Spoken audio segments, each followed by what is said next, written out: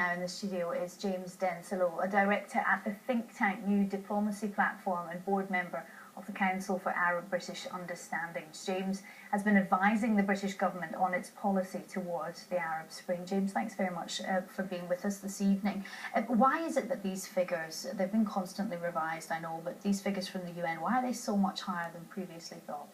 I think these figures show two things. Firstly, we are clearly bystanders to a modern-day tragedy in Syria, and the fog of war is so deep around the country, so difficult to penetrate the information from it, that it becomes very difficult for any independent organisation to give reliable figures on how many people have died.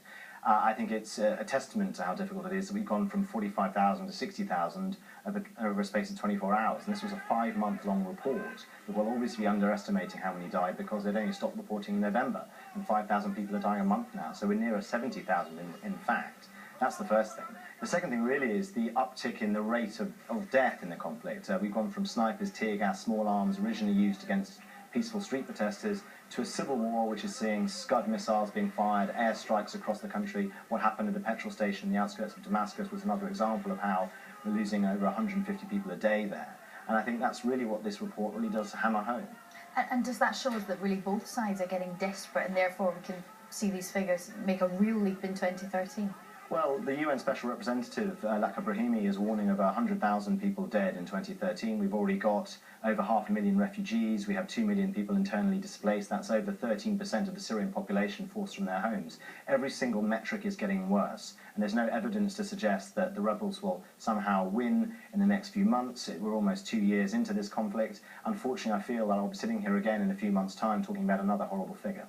Do you think these figures will be shocking enough to re-energise, to reinvigorate neighbours, the international community to finally do something? Well, I think the neighbours and the regional dynamics are already engaged to some extent. The international community is the key, and the UN Security Council is the key again. And I think the UN hope that this report will really galvanise some change among lead states. We've had 2 double vetoes from the Russians and the Chinese. I think the Russian position is changing, but we're perhaps too focused as to what that will mean. But clearly the fact they're inviting the opposition, which are now far more united, to speak in Moscow is a sign of a willingness to engage perhaps more in a diplomatic process. And Brahimi himself, the person who was the architect of the Lebanese peace process at the end of their civil war, has come up with a very ambitious transition strategy that involves Assad staying for some time as the reins of power are handed over to a national unity government. It's a really ambitious and complicated plan that relies on trust between the factions that are clearly killing each other in large numbers as we speak. And James, do you think that the fighting will continue in 2013? How do you see the picture on the ground at present? Well, the picture on the ground is getting worse by the day. I mean, I heard one of the Al Jazeera reports earlier in this week talking about how people in northern Syria are having to boil grass to survive. The winter is getting worse. Every single metric is getting worse. And I can't sit here today and tell you there's anything positive to look forward to. James Denselow, thanks very much for joining us with your thoughts. Thank you.